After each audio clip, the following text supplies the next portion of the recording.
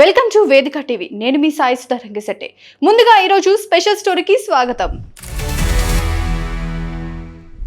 భారత రాష్ట్ర సమితి నుంచి గెలిచి కాంగ్రెస్ లో చేరిన 10 మంది ఎమ్మెల్యేల అనర్హత వేటుపై 3 నెలల్లోపు నిర్ణయం తీసుకోవాలని తెలంగాణ స్పీకర్ గడ్డం ప్రసాద్ కి భారత అత్యున్నత న్యాయస్థానం సుప్రీంకోర్టు ఆదేశాలు జారీ చేసింది. 10 మంది ఎమ్మెల్యేల పార్టీ ఫిరాయింపుపై చర్యలు తీసుకోవాలంటూ బీఆర్ఎస్ దాఖలు చేసిన ఎమ్మెల్యేల అనర్హత పిటిషన్ పై భారత అత్యున్నత న్యాయస్థానం తీర్పుని వెలువరించింది. ఈ అంశంపై 3 నెలల్లోపు తెలంగాణ స్పీకర్ నిర్ణయం తీసుకోవాలని supreme court chief justice BR Gavai నేతృత్వంలోని 2 న్యాయమూర్తుల ధర్మాసనం తేల్చి చెప్పింది. అయితే ఎమ్మెల్యేల ఫిరాయింపుపై హైకోర్టు ఆదేశించిన స్పీకర్ నిర్ణయంలో కాలయాపన జరుగుతుండటంతో ఎమ్మెల్యేలపై సుప్రీంకోర్టు అనర్హత వేటు వేయాలంటూ బీఆర్ఎస్ చేసిన విజ్ఞప్తిని జస్టిస్ గవాయ్ తోసిపుచ్చారు. ఎమ్మెల్యేల డిస్క్వాలిఫికేషన్ పై చర్యలు తీసుకోవడానికి సుప్రీంకోర్టు లా మేకింగ్ బాడీ కాదని కూడా స్పష్టం చేశారు. రీజనబుల్ టైంలో తెలంగాణ అసెంబ్లీ స్పీకర్ ఎమ్మెల్యేల డిస్క్వాలిఫికేషన్ పై నిర్ణయం తీసుకోవాలంటూ గతంలో తెలంగాణ హైకోర్టు డివిజన్ బెంచ్ ఇచ్చిన తీర్పుని సైతం సుప్రీంకోర్టు కొట్టివేసింది.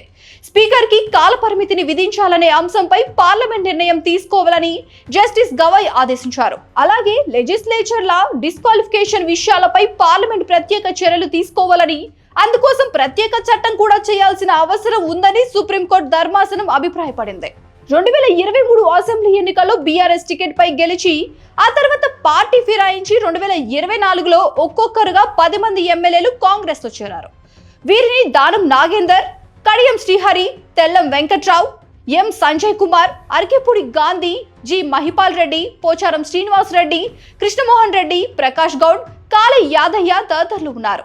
ఇది పార్టీ ఫిరాయింపు నిరోధక చట్టానికి వ్యతిరేకమని, వెంటనే ఫిరాయింపుదారులపై అనర్హత వేటు వేయాలని కోరుతూ తెలంగాణ స్పీకర్ కి బీఆర్ఎస్ సభ్యులు పిటిషన్ ఇచ్చారు. పార్టీ ఫిరాయించిన వారిలో దానం నాగేందర్ బీఆర్ఎస్ ఎమ్మెల్యేగా గెలిచి 2024 సికింద్రాబాద్ లోక్సభ ఎన్నికల్లో కాంగ్రెస్ టికెట్ పై పోటీ చేయడం ఫిరాయింపు వివాదం మరింత ముదిరింది. అనర్హత ఎమ్మెల్యేల వేటు విషయంపై స్పీకర్ కి ఆదేశాలు ఇవ్వాల్సిందిగా MLA Padi Kaushik Reddy, MLA Vivekananda Goud, BJP MLA Mahesh Reddy సహా హైకోర్టులో పిటిషన్ దాఖలు చేశారు. ఈ ఎమ్మెల్యేల పిటిషన్ పై high court judge justice Vijaysen Reddy విచారణకు ఆదేశించారు. అయినా స్పీకర్ చర్యలు చేపట్టకపోవడంతో బీఆర్ఎస్ హైకోర్టు డివిజన్ బెంచ్ కి వెళ్లారు. ఇదే అంశంపై కోర్టులు అనేక వాదోపవాదాలు అనంతరం రీజనబుల్ టైంలో ఫిరాయింపు ఎమ్మెల్యేలపై అనర్హత వేటు విషయంలో నిర్ణయం తీసుకోవాల్సిందిగా హైకోర్టు డివిజన్ బెంచ్ తీర్పునిచ్చింది. అయితే రీజనబుల్ టైం అంటే ఎంతకాలం అనే మీమాంస వచ్చింది. దాంతో బీఆర్ఎస్ ఎమ్మెల్యేలు సుప్రీంకోర్టుని ఆశ్రయించారు. తెలంగాణ స్పీకర్ నిర్ణయంలో కాలయాపన జరుగుతున్నందున ఫిరాయింపు ఎమ్మెల్యేలపై సుప్రీంకోర్టు స్వయంగా అనర్హత వేటు వేయాల్సిందిగా వారు కోరారు. ఇదే పిటిషన్ పై సుప్రీంకోర్టు తాజా తీర్పు వెలువరించింది. ఫిరాయింపు ఎమ్మెల్యేలను డిస్క్వాలిఫై చేయాల్సిన అంశంపై ప్రత్యేక చట్టం తీసుకురావాల్సిన అవసరం ఉందని ఉన్నత న్యాయస్థానం స్పష్టం చేసింది. తాజాగా ఎమ్మెల్యేల అనర్హత వేటు తీర్పుపై తెలంగాణలోనే కాదు దేశవ్యాప్తంగా ఉత్కంఠ నెలకొంది. దీనికి కారణం గతంలో వివిధ రాష్ట్రాల్లో పార్టీ ఫిరాయింపులపై ఇచ్చిన తీర్పులను బట్టి చూస్తే నేటి తీర్పు తెలంగాణ రాజకీయాల్లో మరో సంచలనానికి తెరతీయనుందా అన్న అనుమానం వ్యక్తమవుతోంది. పార్టీ ఫిరాయింపుల పర్వం ఈనాటిది కాదు, గత చాలా కాలంగా జరుగుతున్న పొలిటికల్ గేమే ఇది. అయితే తెలంగాణలో పార్టీ ఫిరాయింపులు జరిగిన వెంటనే బీఆర్ఎస్ కి చెందిన కౌశిక్ రెడ్డి, ఎమ్మెల్యే వివేకానంద గౌడ్, అదేవిధంగా బీజేపీ ఎమ్మెల్యే మహేష్ రెడ్డి సైతం హైకోర్టులో పిటిషన్ దాఖలు చేశారు. దీనిపై కోర్టులో వాదోపవాదాలు జరిగాయి.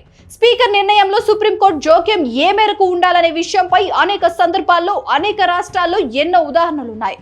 నేటి తీర్పుతో 3 నెలల్లో తెలంగాణలో ఏం జరగనుందన్న ఆసక్తి రాజకీయ వర్గాల్లో నెలకొంది. ఓవైపు పార్టీ ఫిరాయించిన ఎమ్మెల్యేలు కోర్టు నిర్ణయాన్ని శిరసావహిస్తామని చెప్తున్నారు. ఇంకోవైపు కాంగ్రెస్ లో చేరిన ఎమ్మెల్యేలు అవసరమైతే రాజీనామా చేసి మళ్లీ పోరులోకి దిగుతామన్న ధీమాతో ఉన్నారు. మొత్తం తెలంగాణ రాజకీయాల్లో తాజా సుప్రీంకోర్టు తీర్పు ఓ సంచలనంగా మారింది. సుప్రీంకోర్టు తీర్పుపై బీఆర్ఎస్ లో హర్షాతిరేకాలు వ్యక్తమవుతున్నాయి. ఈ తీర్పుతో తెలంగాణలో ఉప ఎన్నికల అంశం తెరపైకి వచ్చింది. తాము ఉప ఎన్నికలు వస్తాయని చెప్పిన విషయం నిజమైందని చెప్తున్నారు. చివరకు నేటి తీర్పుతో తెలంగాణ రాజకీయాల్లో కీలక మలుపు చోటు చేసుకోనుందా అన్న మీమాంస మొదలైంది. చూశారు కదా, ఇది ఇవాల్టి స్పెషల్ స్టోరీ. మరొక స్పెషల్ స్టోరీ కోసం చూస్తూనే ఉండండి వేదిక టీవీ. ప్లీజ్ సబ్స్క్రైబ్ టు వేదిక టీవీ.